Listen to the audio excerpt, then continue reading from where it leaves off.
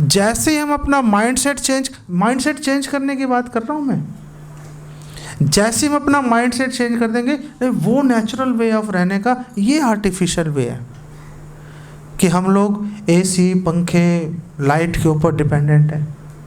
हमने प्रयोजन को ही मांग लिया भगवान से, फिर अभिदेय का क्या हुआ? फिर अभिदेय कहाँ है? भगवान की सर्विस कहाँ है? फिर तो अटैच हो गए, हाँ मैं अटैच हो गया, अब क्या करूँ? अब भैया आप कुछ नहीं करें, अब तो अटैचमेंट आ गई। ब्रजवासी कह सकते हैं, हे कृष्णा रक्षा करो। क्यों रक्षा करो? क्योंकि जो ब्रजवासी हैं वो भगवान की लीलाओं में भगवान को हेल्प कर रहे हैं। अगर वो नहीं रहेंगे तो भगवान को सेटिस्फेक्शन शायद ना मिले। उन विचारों में दोष नहीं देखना। आप जब चैंटिंग कर रहे हो तो आपके मन में जो विचार आ रहे हैं उसमें दोष नहीं देखना। आपके मन में विचार क्या आ रहे हैं, किस वस्तु या व्यक्ति के बारे में विचार आ रहे हैं, उसमें दोष देखने हैं। पर प्रभु जी, हर सिचुएशन में तो दोष नहीं होगा। फॉर एग्जाम्पल हम अपने फैमिली के बारे में सोच रहे हैं या अपने कुछ जो आगे काम करना है वो चीज़ें माइंड में बार बार आती हैं, तो उनसे भी डिस्ट्रैक्शंस होती हैं। तो हमारे फैमिली मेंबर्स के भी विचार आते हैं, तो हमारे फैमिली मेंबर्स में तो दोष है ही। कौन है हमारा फैमिली मेंबर जिसमें दोष नहीं है? सब लोग काम, क्रोध, लोभ, मोह, मद मत्सर्य के पुतले हैं सारे के सारे। नहीं, अगर आपको ऐसा नहीं दिख रहा तो आप थोड़ा शास्त्र पढ़ेंगे तो दिखाई देना शुरू हो जाएगा आपको। इस संसार के अंदर भक्तों को छोड़ के तो सारे बेसिकली खराब लोग ही हैं। आप भागवतम का 5वां स्कंद पढ़िए, फॉरेस्ट ऑफ मटेरियल एंजॉयमेंट, आप देखिए कि वहाँ पे कितना भला बुरा बोला गया है घर वालों को। आप बोलोगे ये क्या कह रहे हो भाई? प्रभु जी, लेकिन दूसरी तरफ ये दोनों कॉन्ट्राडिक्टरी हो रहे हैं ना कि आप कैसे? जैसे आप हर एक के हृदय में भगवान ही विराजमान होते हैं। जैसे कहते हैं ना कि अगर हम दूसरे में, दूसरों के हृदय में भी भगवान ही विराजमान होते हैं, और उन्हीं को हम अगर दोष दृष्टि से देखें तो ये दोनों कॉन्ट्राडिक्टरी नहीं हो रहे? नहीं, विरोधाभास। चलो मैं समझ गया कि एक तरफ आप कह रहे हो सबके हृदय में भगवान है, तो आप तो आप मतलब फिर सबके हृदय में भगवान है, तो फिर आप कह रहे हो कि उनके अंदर दोष भी देखो। तो अगर आप ठीक से देखोगे तो हम ये बोल रहे हैं, प्रहलाद महाराज एक्चुअली ये कह रहे हैं कि आप किसी से ईर्ष्या मत करो। वो ये नहीं कह रहे कि आप दोष मत देखो, वो कह रहे हैं कि आप ईर्ष्या मत करो। आप दोष देखो और भगवान से प्रे करो उनके वेलफेयर के लिए, ये कर सकते हो आप। लेकिन आप अगर दोष नहीं देखोगे फिर तो हम उनमें आसक्ति बने रहेंगे, फिर कैसे बात बनेगी? फिर हम चैंटिंग करेंगे, घर वालों का याद आता रहेगा, तो बेसिकली प्रमाद हो गया ना वो। फिर हमारा चैंटिंग में ध्यान कहाँ ही रहा? फिर तो ध्यान नहीं लगा हमारा चैंटिंग के अंदर। वो तो प्रॉब्लम है ना, वो तो बहुत बड़ी। हम सब स्ट्रगल कर ही रहे हैं उससे, नहीं? और हमारे घर वाले कौन से महासिद्ध वैष्णव हैं? ऐसा तो है नहीं ना। सच्चाई तो देखो यही है। जो चलो डिवोटीज हैं उनकी चलो बात अलग है, लेकिन और जो डिवोटीज भी हैं, डिवोटीज को भी अपने जो डिवोटी फैमिली मेंबर्स हैं उनको भगवान के दास समझ के उनके बारे में उनको देखना चाहिए। भगवान का दास समझ के देखेंगे तो फिर हमारा मन भगवान में लगा रहेगा, फिर नहीं जाएगा इधर उधर, फिर तो स्वामी में जाएगा माइंड हमारा। ठीक है ना? तो कोई कॉन्ट्राडिक्शन नहीं है। कॉन्ट्राडिक्शन तब आती जब आप ईर्ष्या करते, घृणा करते। घृणा नहीं कर रहे, हमने दोष देख के वैराग्य लेके आ गए अपने मन में, बस वैराग्य लेके आ जाओ, बस बात खत्म हो गई। ये ना एक जनरल वैराग्य होता है कि आफ्टर ऑल है क्या, हम लोग मल मूत्र के थैले ही तो हैं। ये स्किन हटा दो तो देखा नहीं जा सकता। हम मल मूत्र के थैले ही तो हैं बेसिकली, बदबूदार नहीं। वो तो ये स्किन है तो चलो पर्दा पड़ा हुआ है और उसी के पीछे हम लोग भागे जा रहे हैं। अदरवाइज क्या है बेसिकली, तो शरीर के अंदर तो दोष देख ही सकते हैं, शरीर तो खराब हो ही रहा है ना। आत्मा को हम देख भी नहीं पा रहे, जो हम लोग हैं आत्मा उसको तो हम देख भी नहीं पा रहे ना वैसे भी। तो शरीर के अंदर शरीर की खराबी तो देख ही सकते हैं ना, नहीं? ठीक है, आप क्या कह रहे थे? हाँ हरे कृष्णा। हाँ जैसे काम, क्रोध, मद, मत्सर्य, ये सब चीज़ें कंट्रोल करते भी हैं, करने की कोशिश करते हैं, बट फिर भी ये सब चीज़ें परेशान करती है, तो इसको कैसे काउंटर किया जाए? हाँ, तो क्वेश्चन ये था कि काम, क्रोध, लोभ, मोह, मद, मत्सर्य हम कंट्रोल करने की कोशिश तो कर रहे हैं, लेकिन वो फिर भी परेशान कर रहे हैं हमें, तो क्या करें? तो आप देखो, एक कदम तो आप पहले ही आगे बढ़ गए। एटलीस्ट आपने ये तो देखना शुरू कर दिया कि आपको परेशान कर रहे हैं। आप किसी भौतिक व्यक्ति से मिलो, वो बोलेगा क्या परेशानी है भाई, कौन है, कौन कौन कह रहा है परेशानी है, क्या ये काम वासना होती है, क्या ये ईर्ष्या ईर्ष्या लगा रखी है, सब एकदम परफेक्ट चल रहा है। वो लोग तो ऐसा सोचते हैं। और हमने एटलीस्ट ये देखना शुरू कर दिया कि हमें इन चीज़ों से परेशानी हो रही है, तो हमारी वो जर्नी शुरू हो गई हमारी। और दूसरी बात ये है, अगर कोई घर बहुत दिनों से बंद हो तो आप वो घर का दरवाज़ा खोल के अंदर घुसोगे, आपको लगेगा सब ठीक है। लेकिन जैसे ही आपने किसी वो जो सोफ़ा है आपने ऐसे हाथ मारा तो एकदम से धूल उड़ती है, क्योंकि धूल तो उसके अंदर जमी हुई है ना। लेकिन हमें जब हम अंदर घुसेंगे हमें लगेगा नहीं सब ठीक है, ये कलर ही हो सकता है, ऐसा होगा। लेकिन जब हम ऐसे हाथ मारेंगे तो एकदम से धूल उड़ेगी। जब हम फर्श को झाड़ू मारेंगे तो धूल उड़ेगी, आँखों में भी जाएगी, नाक में भी जाएगी, मुंह में भी जाएगी। हम बोले यार पहले ठीक था,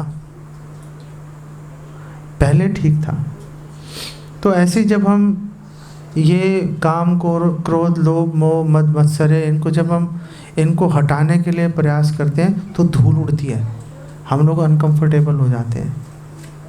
लेकिन ये अच्छा है, धूल उड़ेगी, धीरे धीरे हम झाड़ू मार के इनको बाहर निकाल देंगे, घर साफ हो जाएगा हमारा। कैसे साफ होगा?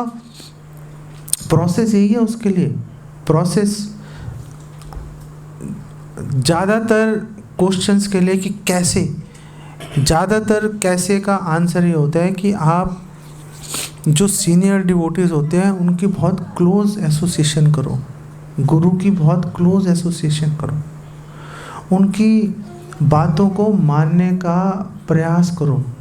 जब आप जब आप सीनियर डिवोटीज की शिक्षाओं को आप अपने डे टू डे लाइफ में लगाएंगे तो आपको प्रॉब्लम्स आएंगी, फिर आप उसका सॉल्यूशन ढूंढोगे, फिर उस पर काम करोगे, तो धीरे धीरे धीरे धीरे आपका जो क्षमता है, जो बार है, आपका कैपेसिटी है, वो आपकी धीरे धीरे इम्प्रूव होती चली जाएगी आपकी। फिर व्यवहारिक सेवाओं में ज़रूर जुड़िए। वो व्यवहारिक सेवा प्रसाद बनाना भी हो सकती है, वो व्यवहारिक सेवा बुक डिस्ट्रीब्यूशन भी हो सकती है, वो व्यवहारिक सेवा प्रीचिंग भी हो सकती है, वो व्यवहारिक सेवा अपने घर में डिवोटीज को इनवाइट करना भी हो सकती है। जैसे अब हम आपके घर में आ गए यहाँ पर, आप अब और कुछ सोच ही नहीं सकते, क्योंकि जब तक डिवोटीज बैठे हैं तो जाने अनजाने में हमारी पूरी कॉन्शियसनेस डिवोटीज के अंदर चली जाती है हमारी, नहीं? और फिर एक मुश्किल काम भी आप कर सकते हो जिससे सारी समस्याएं हल हो जाएंगी। हम डिवोटीज के साथ मिलकर रहें, सारे डिवोटीज इकट्ठे मिल के रहें, जो कि फॉर्म कम्युनिटीज़ में पॉसिबल है। वहाँ पे आप रहेंगे, आपको फिर इन चीज़ों के बारे में सोचने की आवश्यकता ही नहीं पड़ेगी। ऑटोमेटिकली सर्विस में एंगेज रहेंगे, चारों तरफ डिवोटीज होंगे, वो सिर्फ डिवोशन से रिलेटेड बात करेंगे, अपने आप आपकी गाड़ी चल जाएगी। अभी मैं कल एक डिवोटी से बात कर रहा था पड़पड़गंज में, तो उन्होंने बोला, मैं आपको माइंड सेट की बात बता रहा हूँ, आपको माइंड सेट कैसे काम करता है। तो मैं वेट कर रहा था गाड़ी की अपनी, तो डिवोटी थे मेरे साथ खड़े हुए थे। उन्होंने बोला, देखो प्रभु, बद्रिका आश्रम के लोग कितनी मुश्किलों में रह रहे हैं, कितनी तपस्या कर रहे हैं। आप लोग क्या कहते हो, है ना, कितनी तपस्या कर रहे हैं, लाइट नहीं है, नहीं सर्दियों में ठंड है, गर्मियों में गर्मी है, नहीं कितनी प्रॉब्लम्स है। आप सब मानते हो कि नहीं मानते? अब ये ट्रिक क्वेश्चन था, आपने हाँ बोल दिया। ये ट्रिक क्वेश्चन था एक्चुअली में। तो मैंने, तपस्या के फल की कौन बात कर रहे हैं? तपस्या का फल की अगर आप बात करोगे तो कर्म कांड में घुस गए, फिर तो वो प्योर डिवोशन नहीं रही। तो मैंने उनको बोला कि वो तपस्या है ही नहीं, वो लोग तो नेचुरली रह रहे हैं, वो लोग तो नेचुरली रह रहे हैं,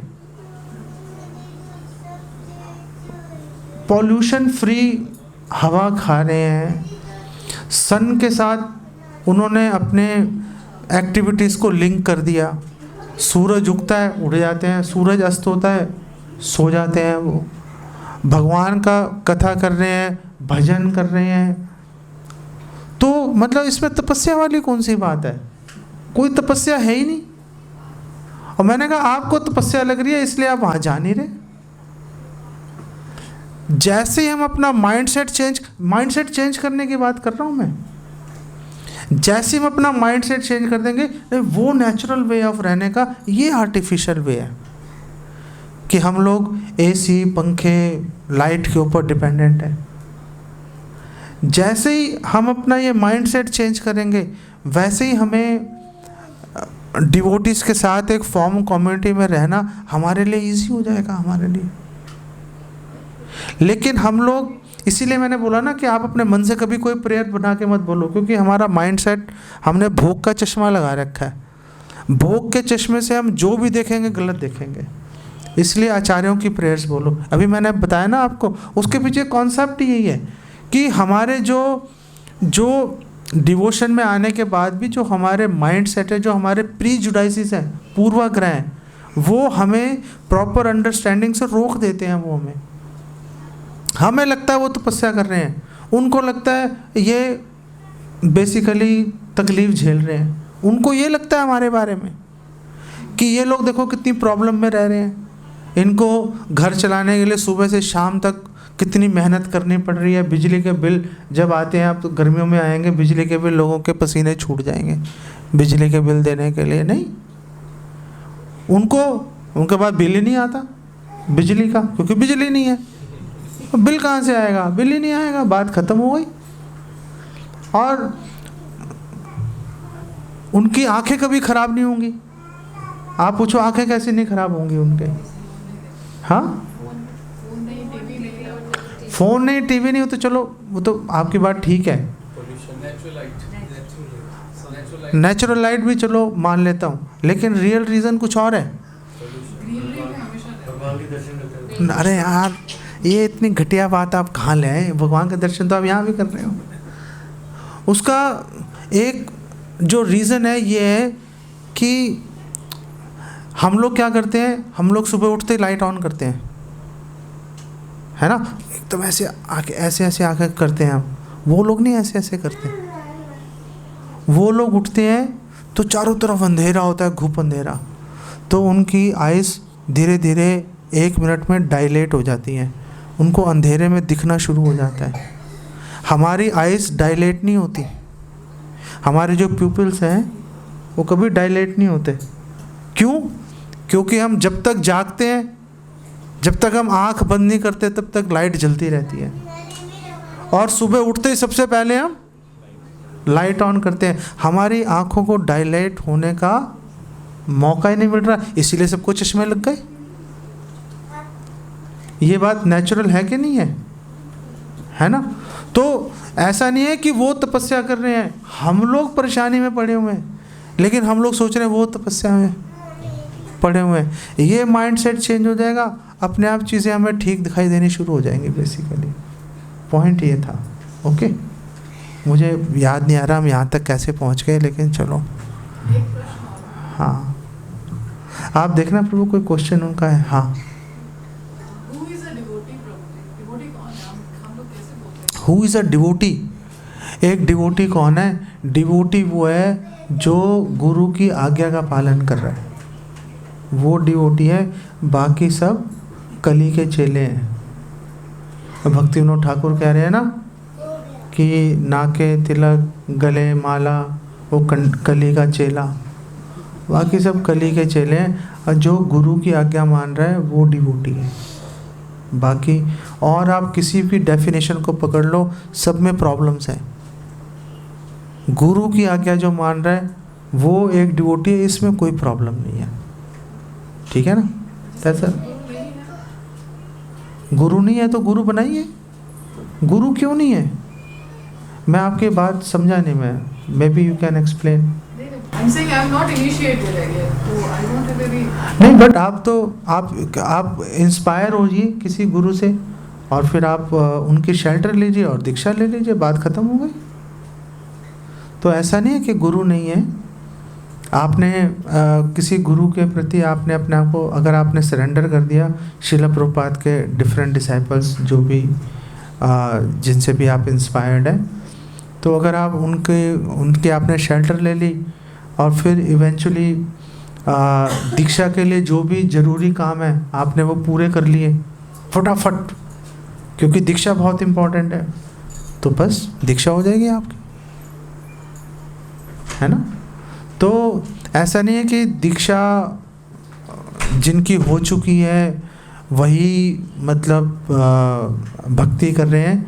आप गुरु की शरण लेके दीक्षा की लाइन में लगे हैं तो आप भी उतने भाग्यशाली हैं बेसिकली। आप ऐसा नहीं कह सकते कि अभी गुरु की हम मतलब हमारे पास गुरु नहीं है।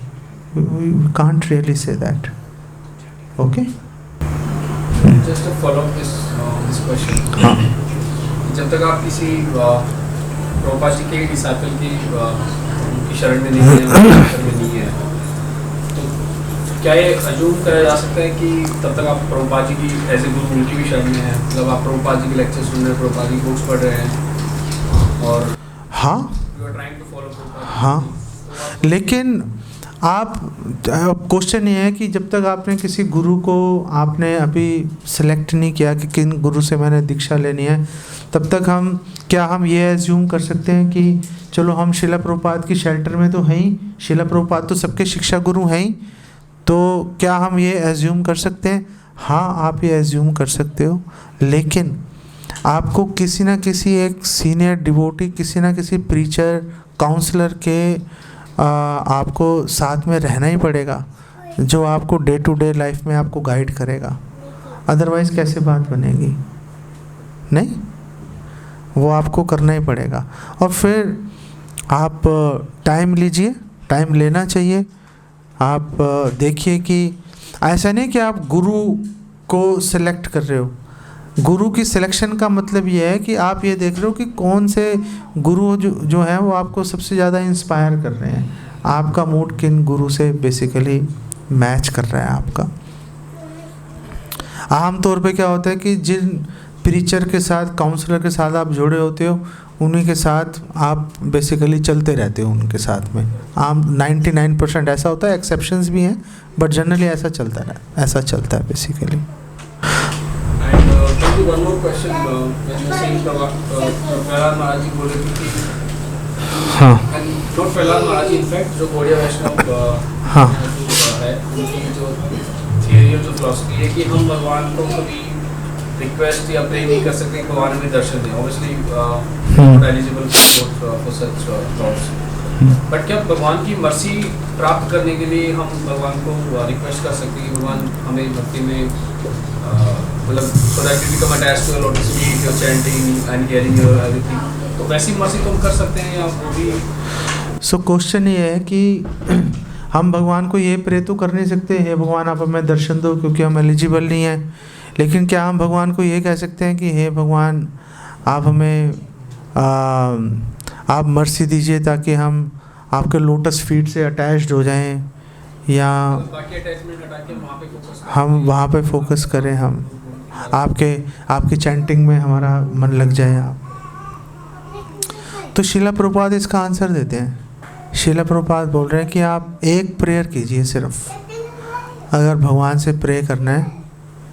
और इनफैक्ट प्रभुपाद ने बोला कि हरे कृष्णा मंत्र का मतलब भी यही है कि हे कृष्णा, हे श्रीमती राधा रानी, आप प्लीज़ हमें अपनी सेवा में लगाइए।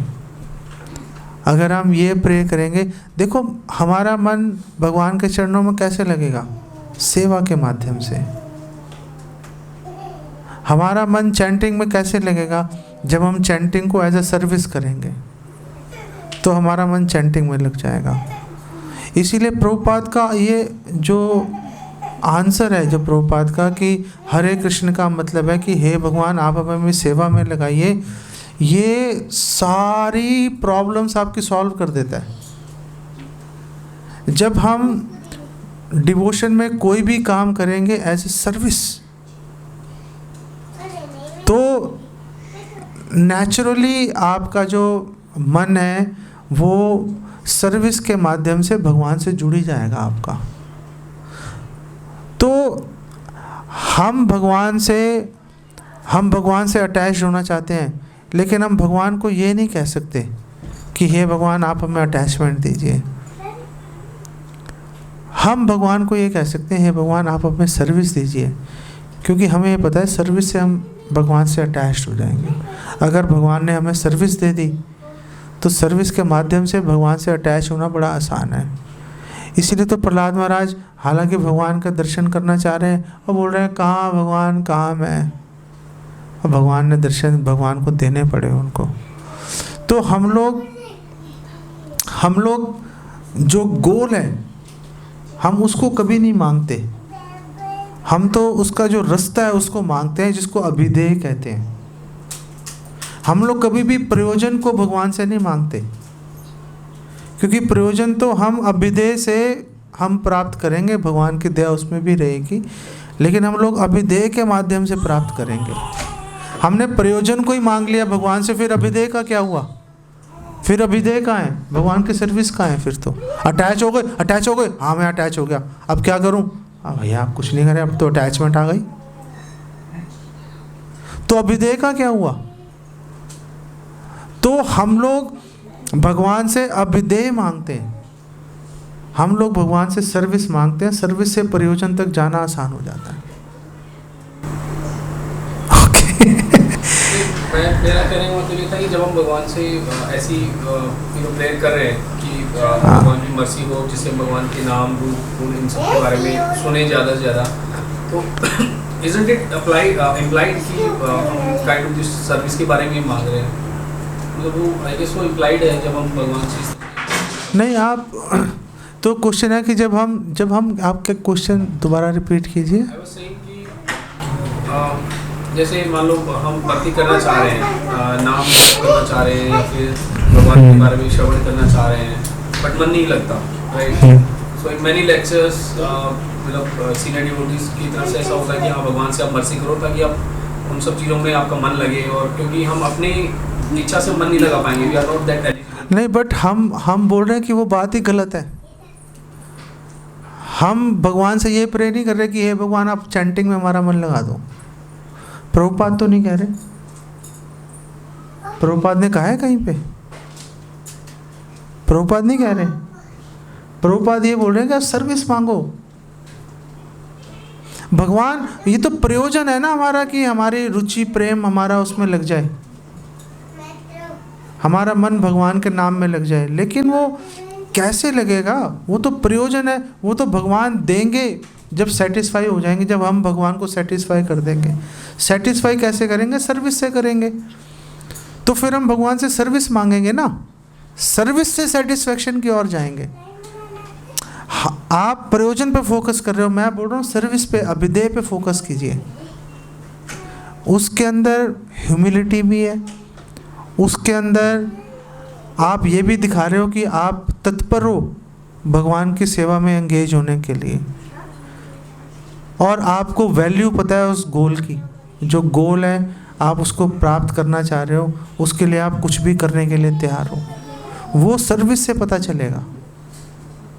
वो फोकस सर्विस पे रखो। फोकस, हम भगवान के दर्शन नहीं करना चाहते, हम भगवान से अटैचमेंट आएगी, हम तो सर्विस पे फोकस करना चाहते हैं भाई। सारा फोकस सर्विस पे लेके आओ, जो भी मिलेगा सर्विस से मिलेगा। हम चैंटिंग कर रहे हैं, हम चैंटिंग भी एज सर्विस कर रहे हैं, हम चैंटिंग एज सर्विस कर रहे हैं, इसीलिए चैंटिंग की वैल्यू है। लोग कह रहे हैं कि चैंटिंग में फोकस करो। अरे फोकस कैसे होगा? जब एज सर्विस करोगे फोकस आ जाएगा। लोग इस बात को नहीं बोल पाते कि आप चैंटिंग एज सर्विस करो, बोल रहे ध्यान लगाओ। अरे ध्यान ही तो नहीं लग रहा भाई, सारी प्रॉब्लम ही तो ध्यान की है, वही तो नहीं लग रहा। हम कह रहे हैं ध्यान नहीं लग रहा, आप बोल रहे ध्यान लगाओ, तो भाई फिर तो चिकन एंड एग स्टोरी हो गई ना ये तो। इसका सॉल्यूशन ये है कि सर्विस को पिक्चर में लेके आओ।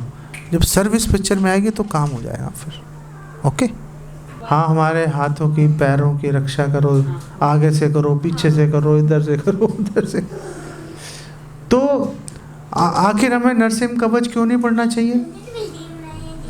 तो आप बताओ कि नरसिंह कवच क्यों पढ़ना चाहिए? प्रहलाद महाराज ने क्यों बोली? प्रहलाद महाराज वो प्रेयर बोल रहे हैं नरसिंह कवच की, वो इसलिए बोल रहे हैं ये दिखाने के लिए भगवान क्या कर सकते हैं, भगवान के लिए कितना आसान है इस काम को करना। जैसे द्रौपदी ने बोला कि हे कृष्णा रक्षा कीजिए, हाँ, सा त्वरा कुत्र गता हरे, हे कृष्णा, वो आपने जो मगरमच्छ से हाथी को बचाने में जो आपने फुर्ती दिखाई थी, मेरी बार कहाँ गई? द्रौपदी बोल रही है। वो क्यों ये बोल रही है? क्यों बोल रही है हे भगवान आप हमारी रक्षा कीजिए? ये दिखाने के लिए कि भगवान कितनी आसानी से रक्षा कर लेते हैं। जो ब्रजवासी हैं वो क्यों बोल रहे हैं कृष्ण कृष्ण महाबाहो, हे महाबाहो कृष्ण हमारी रक्षा कीजिए? ये दिखाने के लिए कि भगवान के लिए इम्पॉसिबल सिचुएशन भी ठीक करना कितना आसान है। इंद्री जब नष्ट करने पर तुला हुआ है, कौन बचाएगा? भगवान ने ऐसे बचा लिया बाएं हाथ से। हमें क्यों नहीं बोलना चाहिए? कोई भी काम करेंगे अधिकार के अनुसार करेंगे तो ठीक रहता है। अगर हम अधिकार से ऊपर जाके काम करेंगे तो प्रॉब्लम आ जाती है उसमें। हमारा अभी जो अधिकार है वो सर्विस के ऊपर है।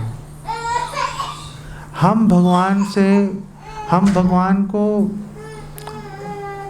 अगर हम अपनी प्रोटेक्शन के लिए प्रे कर रहे हैं तो हम भगवान से सर्विस ले रहे हैं। हमारा काम भगवान से सर्विस लेना नहीं है, हमारा काम भगवान की सर्विस करना है। इसलिए हम कभी भी भगवान को ये नहीं बोलते हे भगवान आप हमारे आगे से रक्षा करो, पीछे से करो, हाथों की रक्षा करो, पैरों की करो, आँखों की करो, हम नहीं बोलते, क्योंकि हमारा अधिकार नहीं है। हमारा अधिकार सर्विस करने का है। हम सर्विस पे फोकस करेंगे। सारी बात देखो घूम फिर के सर्विस पे आ रही है, सारी बात घूम फिर के सर्विस पे आ रही है। आप कहीं चले जाओ, घूम फिर के हम लोग सर्विस पे आ जाएंगे। घूम फिर के कहीं भी चले जाएंगे सर्विस पे आ जाएंगे। ठीक है, ये इम्पोर्टेंट पॉइंट है। सारा ध्यान सर्विस पे फोकस करके चलो। इसीलिए हम नहीं बोल सकते, वो बोल सकते हैं। हम नहीं बोल सकते, वो कह सकते हैं। ब्रजवासी कह सकते हैं हे कृष्णा रक्षा करो। क्यों रक्षा करो? क्योंकि जो ब्रजवासी हैं वो भगवान की लीलाओं में भगवान को हेल्प कर रहे हैं। अगर वो नहीं रहेंगे तो भगवान को सेटिस्फेक्शन शायद ना मिले। उनके मन में ये भी विचार चल रहा है कि हमारा बहुत इम्पोर्टेंट रोल है आपकी सर्विस में। अगर हम नहीं रहेंगे तो आपको सेटिस्फेक्शन फिर भी मिलेगा, हो सकता है 1 पॉइंट कम हो जाए। वो नहीं हम चाहते, इसलिए हमारी रक्षा करो आप। हम अभी उस स्तर पे हैं ही नहीं। इसलिए हम ये प्रेयर नहीं बोलते, इसलिए हम ये बोलते हैं आप प्लीज़ सर्विस में लगाओ हमें। पहले सर्विस में लगाओगे फिर ही तो इम्पोर्टेंस बनेगी, फिर सोचेंगे कभी बोलने के लिए, है ना? ठीक है, ये पॉइंट क्वेश्चन अच्छा था आपका। ओके। प्रभु ने बताया था कि उनसे भी मतलब डिवोटी में पूछा था कि तब बोली कि प्रहलाद महाराज, उन्होंने बताया कि कोई भोगी आया होगा और कहा होगा कि मुझे रक्षा चाहिए, तो प्रहलाद महाराज ने उनको बता दी होगी। हाँ, जय रक्षा कर दिया। हाँ, कई बार तो प्रहलाद महाराज ने किसी को बता दी होगी वो प्रेयर्स।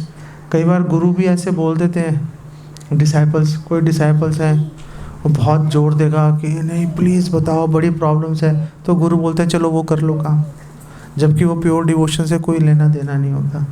लेकिन कई बार डिवोटी फंसे होते हैं तो फिर गुरु बोलते हैं कि अगर इसको नहीं बोला तो ये जो कर रहा है उसको भी छोड़ के भाग जाएगा, तो एक लेवल नीचे आके उनको अलाउ कर देते हैं वो। लेकिन हमें भरसक प्रयास करना चाहिए कि ना करें। लेकिन प्रॉब्लम क्या है कि डिवोटीज़ के अंदर कई बार फैशनेबल हो जाता है, और फिर टेम्पल्स भी क्या होते हैं वो नर्सिंग कवच बना बना के बेचना शुरू कर देते हैं। तो हम बोल रहे हैं अरे मंदिर से मिल रहा है, इसमें तो क्या प्रॉब्लम है, तो हम भी फटाफट भाग के ले लेते हैं। लेकिन हमें हर चीज़ हमेशा सिद्धांत की दृष्टि से देख परख कर आगे बढ़नी चाहिए। इसीलिए शुरू में कोई भी आपको नई चीज़ दिखाई दे, आप करने लगो तो पहले कंसल्ट कर लो, फिर धीरे धीरे आपको एक्सपीरियंस हो जाएगा, फिर कंसल्टेशन की इतनी फ्रीक्वेंट कंसल्टेशन की ज़रूरत नहीं रही। लेकिन कई बार डिवोटी बहुत एक्सट्रीम में भी चले जाते हैं। जैसे एक बार मैं पंजाबी बाग मंदिर खड़ा हुआ था, तो वो खिचड़ी बांट रहे थे, तो गर्म होती है खिचड़ी, जब एकदम फ्रेश बन के आई होती है उसमें से भाप निकल रही थी। तो उसने अपने काउंसलर को फ़ोन किया, वो डिवोटी ने, प्रभु जी ये खिचड़ी में फूंक मार लूँ कि नहीं मार लूँ? इतनी भी कंसल्टेशन नहीं चाहिए भाई। अरे गरम है खिचड़ी भाई, फूंक मार ले। क्या हो गया? कह रहा है प्रभु जी फूंक मार लूँ कि नहीं मार लूँ? इतनी बेवकूफ़ी भी अच्छी नहीं है। नहीं, नॉर्मल इंटेलिजेंस लगा के चलो। अगर आप बोलो जी फूंक, मैं फूंक प्रसाद में फूंक नहीं मारना चाहता, भाई 2 मिनट हाथ पकड़ के रख ले, 2 मिनट में ठंडे हो जाएगी, फिर खा लियो भाई। उसको काउंसलर को फ़ोन करें, काउंसलर भी उसको बता रहा होगा पीछे से, नहीं ऐसे कर लो वैसे कर लो। अरे काउंसलर को भी उसको बोलना चाहिए यार पागल हो गए, मेरा टाइम ख़राब कर रहे हो तुम।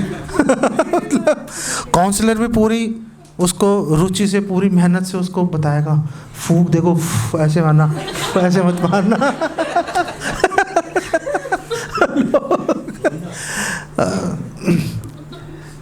People become crazy sometimes.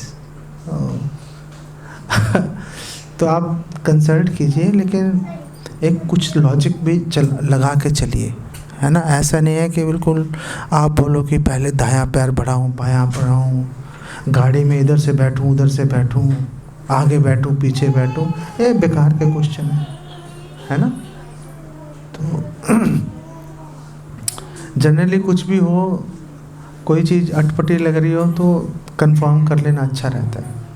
Okay, ठीक है। ये बात कई साल पुरानी है, लेकिन मुझे आज भी याद है जैसे कल ही हुई हो। इसको भूल ही नहीं पा रहा, बहुत कोशिश कर ली। फूंक मारूँ कि नहीं मारूँ? That was crazy. तो आपने पिछली बार बताया था कि वो भगवान ने बाली को, राम ने बाली को इसलिए मारा था कि उसने हनुमान जी का अपमान किया था। वो अपमान क्या किया था, कब किया था? वो उनको भगा दिया ना, अपने राज्य से भगा दिया था उनको। सुग्रीव और हनुमान जी सब पहले तो वहीं रह रहे थे, फिर उनको कहीं और जाकर छुप के रहना पड़ा उनको। वो अपमान ही है ना। ओके।